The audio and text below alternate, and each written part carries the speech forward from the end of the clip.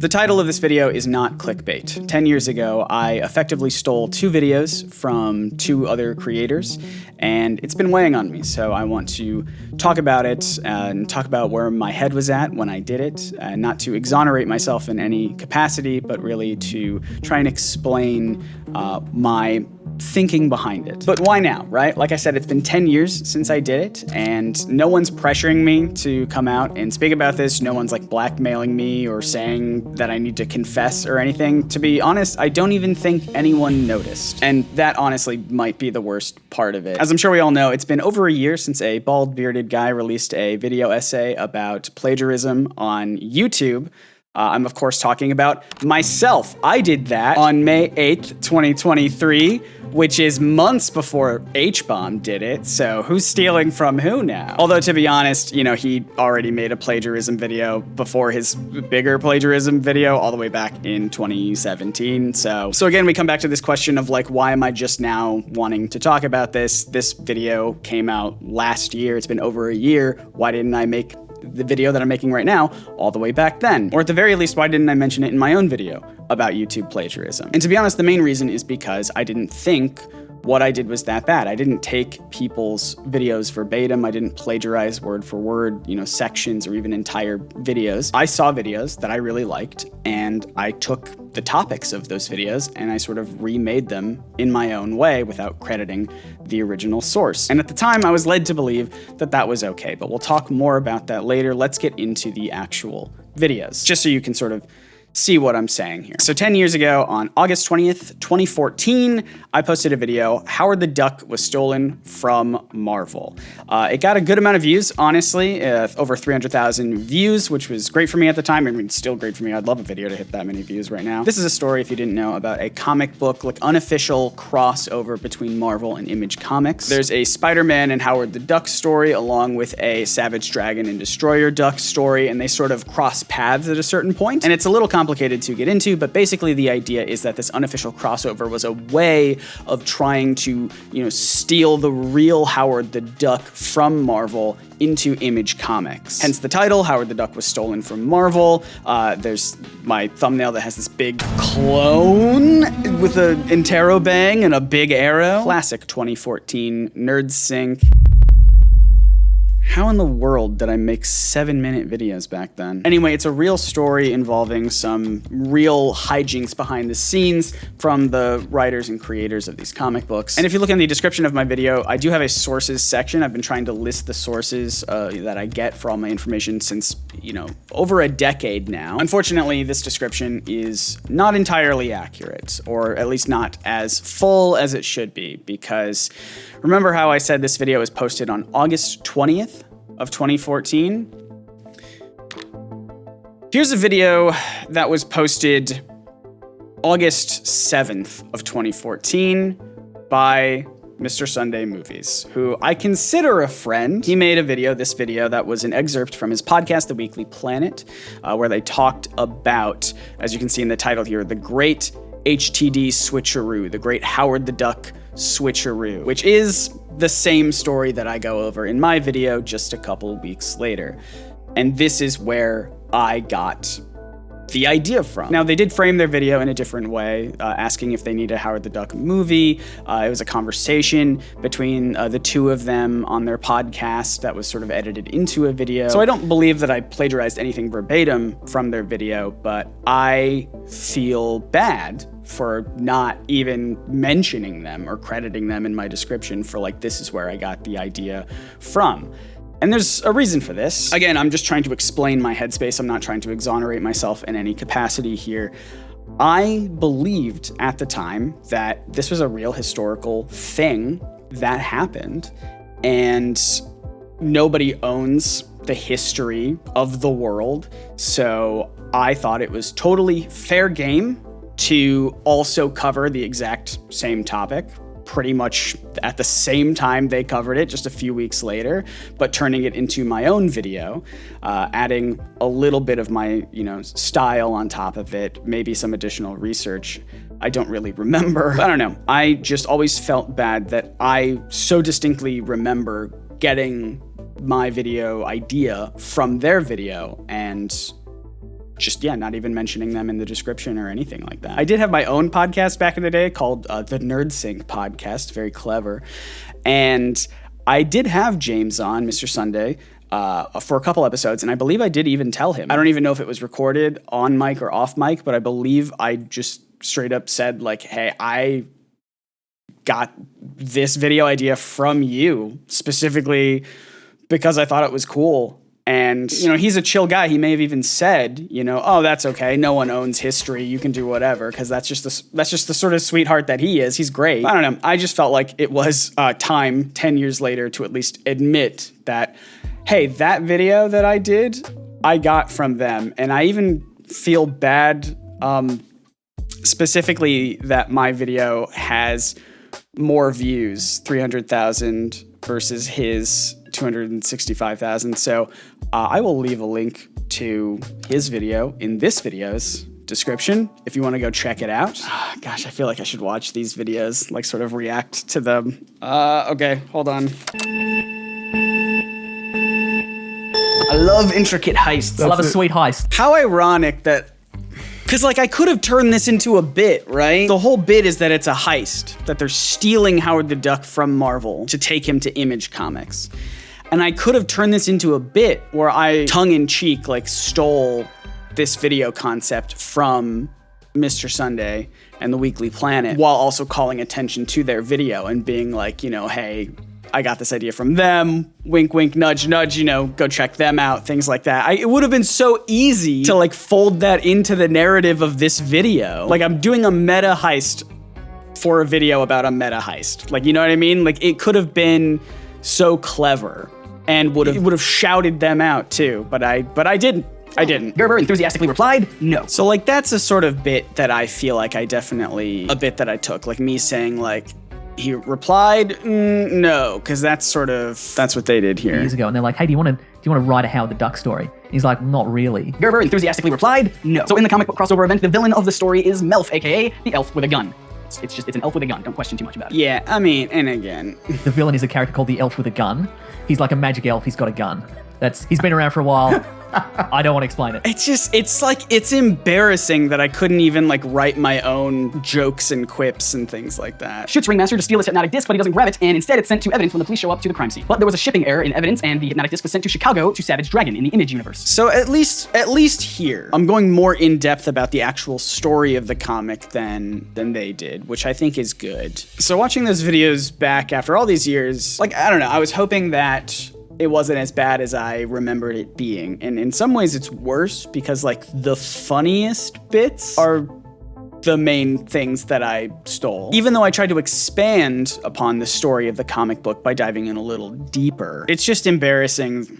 I don't know. It's just embarrassing. I've said it. I said it already, but it is. It's just embarrassing that I didn't even. I think another reason why as well is because my channel was and still is smaller than Mr. Sunday Movies. So in my head, I was like, I don't have to credit people who are more successful than me, which is obviously wrong. You should credit anyone you get information from, ideas from, sources from, things like that.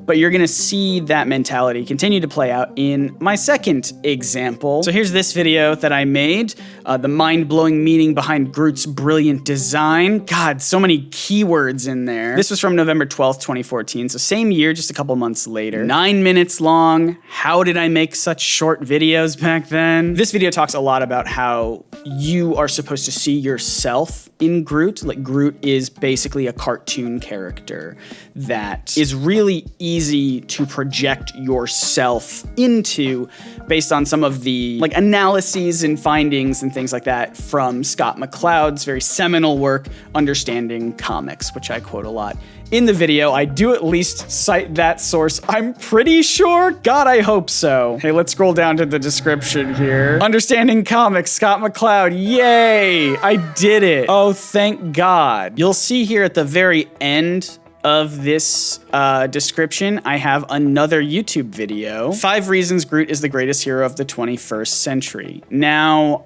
I'm pretty sure that the reason why this is at the end of my sources list is because I took this video's concept, I stole this video's concept from this video that I'm citing here, and I was embarrassed at the time, still am, that I didn't mention it in my video, and so I put it in the description to sort of be like, see, I'm citing my sources, which is terrible. Like, it is the bare minimum. Like, it's not even the bare minimum. It is like pathetic the amount that I went to credit this source that I did steal from. So here's the video. It's from Cracked. I used to be a huge Cracked fan, haven't kept up with them in many, many years. But as you can see, I had this similar mindset going on of like, oh, well, they had over 1 million subscribers at the time. They've got 2 million, almost 3 million now.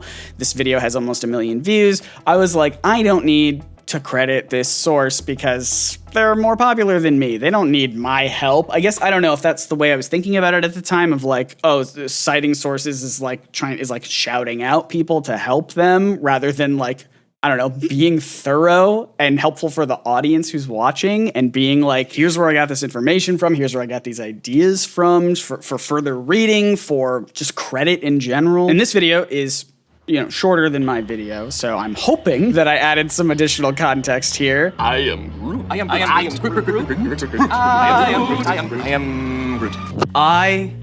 Groot. I even do the fucking same intro, basically?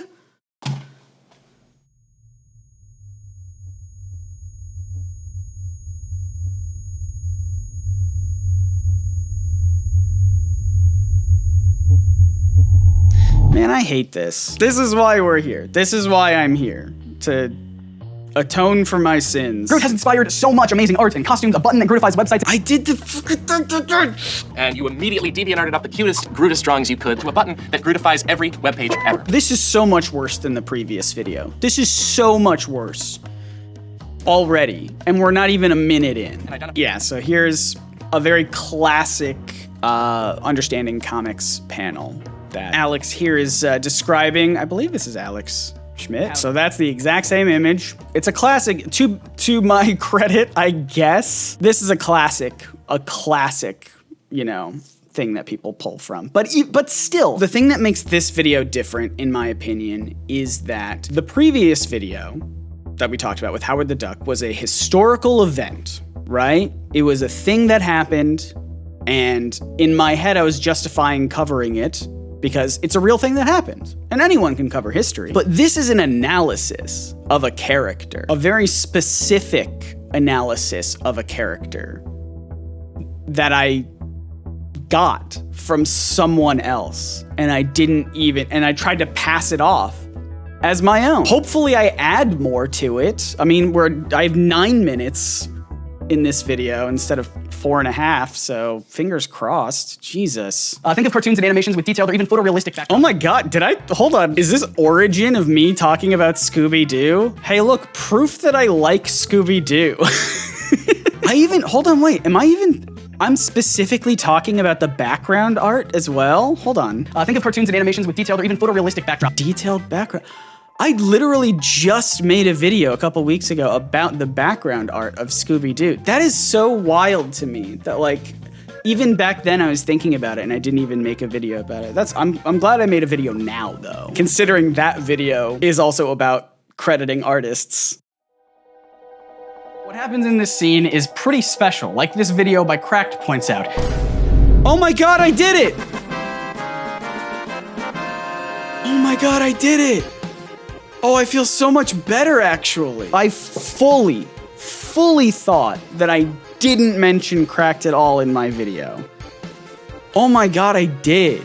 That actually makes me feel so much better. Oh my god.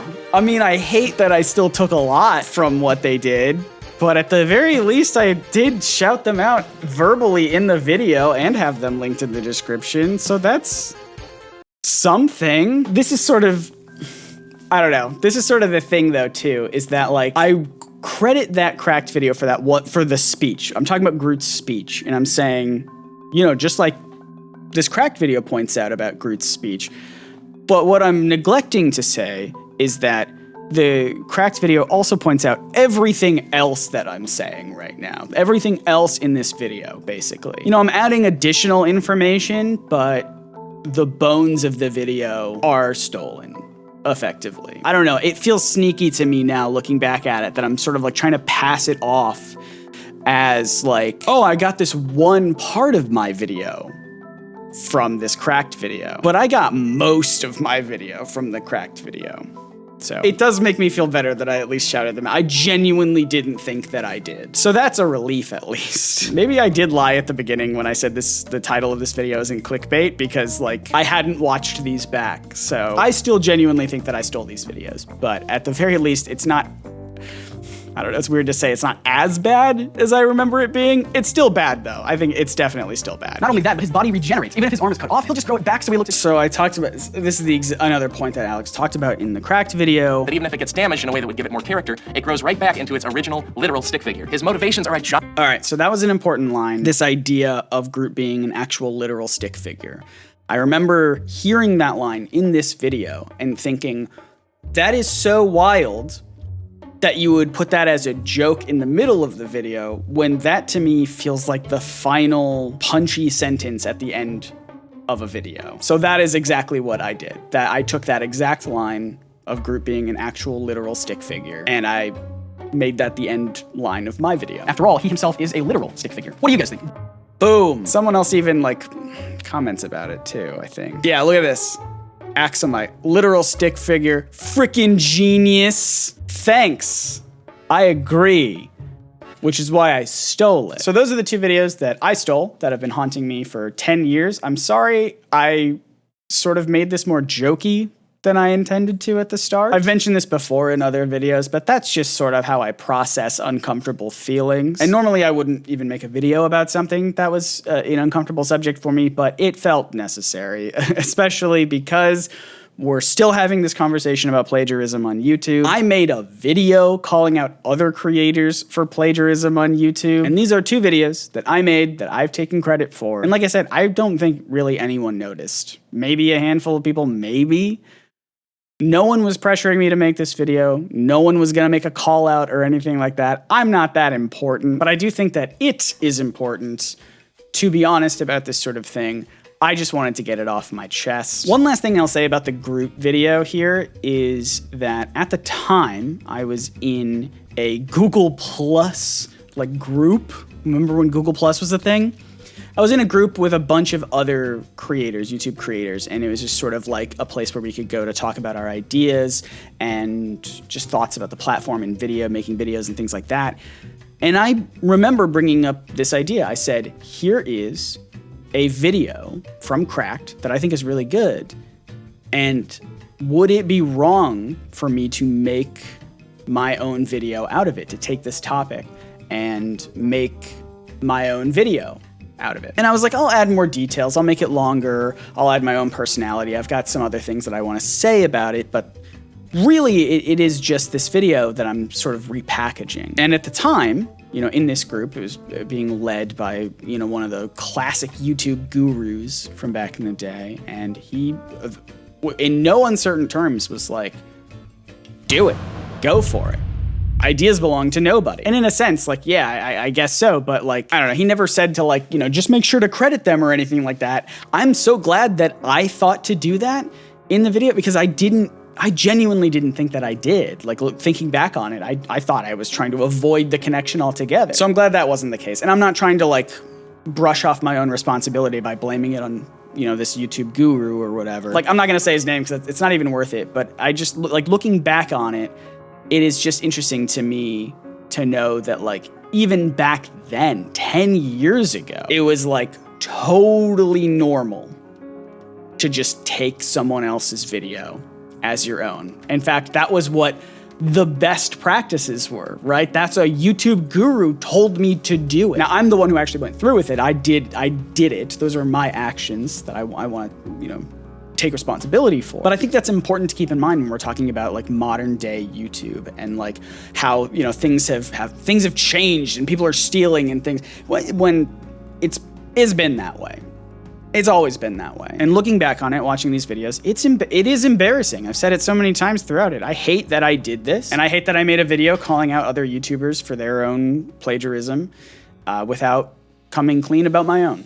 So with all that said, I am deeply sorry that I did this. If you are one of my subscribers, especially if you've been following me for a long time and this is like news, you know, it's breaking news and it's shocking to hear, I am really sorry that I broke your trust. I also want to apologize to Mr. Sunday Movies and Alex from Cracked. I don't know if he still works at Cracked. I've seen him on the internet. He still does internet things. I hope at the very least you see that these 2 videos were over a decade ago and I've not done this sort of thing since. I did it twice very quickly, like in rapid succession, and it has always stuck with me ever since then.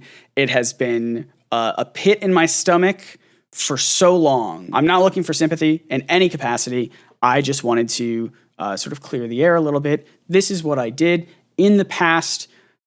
I don't do it. I've not done it since then. I have felt bad about it ever since then, to the point where I'm making this video under zero duress. No one is making me make this video except my own guilt. You know, I say all that, but some of you may have noticed that I copied those videos in the past. And if you did, then you're a details person. You check at least half a dozen reviews before making any big ticket purchase. You read the nutritional information on cereal boxes. One time you read the terms and conditions for an app that you almost downloaded. And maybe, just maybe, you've noticed that I'm sick right now. That's you. So when you're giving to charity, check out GiveWell, an independent resource for rigorous, transparent research about great giving opportunities. Their recent analysis on the effects of cash transfers in poor regions of Africa contains over 300 footnotes just to satisfy even the most meticulous readers. I was sponsored by GiveWell this time last year. It's one of my favorite ways to end out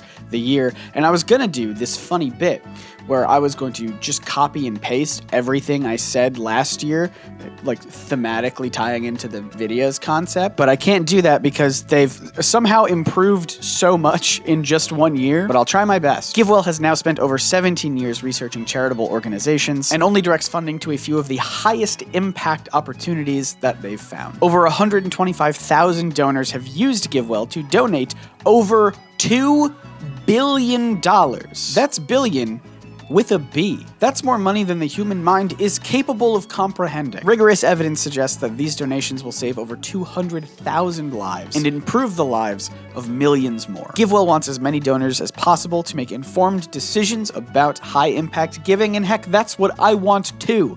Not just for you, but for me! And hey, good news, you can find all of their research and recommendations on their website for free. It's not paywalled at all. It would be wild if it was. From there, you can make tax-deductible donations to their recommended funds or charities. And guess what? GiveWell does not take a cut of your donation at all, but they will give you a little smile like this. Proud of you. Okay, now I am just repeating all the jokes that I said last year, but something that I do genuinely appreciate about GiveWell is how transparent they are with their research process and how they identify top charities, as well as which ones they're looking into next. Going so far as to have a page dedicated to their missteps along the way. I think it speaks really highly of an organization that they're not trying to hide what they've had to improve on over the years. I can relate to that. Their research is out in the open for you to read, and because of that, I feel very comfortable and confident using GiveWell, and I believe you will too. And here's a fun thing, if you've never donated to GiveWell's recommended charities before, you can have your donation matched up to $100 until the end of the year, or as long as matching funds last. To claim your match, go to givewell.org and pick YouTube, and enter NerdSync at checkout so you know that you heard about GiveWell from me, Scott NerdSync, my legal name. Don't write Scott though, just NerdSync. I'm making this more confusing. Again, that's givewell.org to donate or find out more. Thank you to them for sponsoring this video. Like I said, it's one of my favorite things to do to close out each year. I know this is sort of a strange video to end the year on, but I want to start the next year with a clean slate. Finally, after 10 years, we move on. I can't believe I even mentioned Scooby-Doo back then. That's wild.